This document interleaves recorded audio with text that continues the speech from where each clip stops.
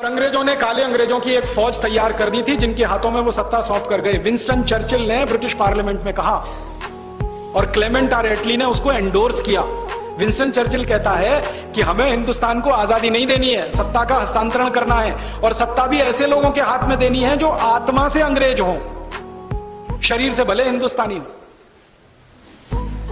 तो पूछ रहा है क्लेमेंट आर एटली कि ये तो आपने धर्म संकट खड़ा कर दिया, आजादी देनी नहीं, स्वतंत्रता देनी नहीं, सत्ता का हस्तांतरण करना है और हस्तांतरण भी ऐसे लोगों के हाथ में जो आत्मा से अंग्रेज हो। तो बता तो दो कौन कौन है भारत में जो आत्मा से अंग्रेज है। तो विंस्टन चर्चिल ने एक ही सेंटेंस में कहा था, देखो हिंदुस्तान की पॉलिटिक्स में ऐसे कौन कौन लोग हैं जिनकी पढ़ाई लिखाई लंदन में हुई है, वो सब आत्मा से अंग्रेज हैं, सत्ता उन्हीं के हाथ में दो। और अंग्रेजों ने ताकत लगा दी इस बात पर कि इस लिस्ट के अलावा दूसरा कोई प्राइम मिनिस्टर होना नहीं चाहिए भारत में।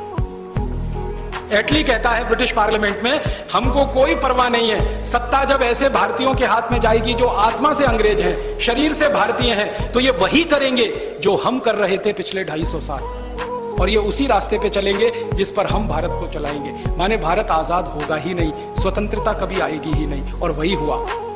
जब अंग्रेजियत की आत्मा वाले लोग आकर बैठ गए ना, तो बहस होना शुरू हो गई इस देश की संसद में। पता है बहस किस बात पर हुई? अंग्रेजों के जाने के बाद अंग्रेजी भाषा रखनी चाहिए कि नहीं। अब इस पर बहस क्या?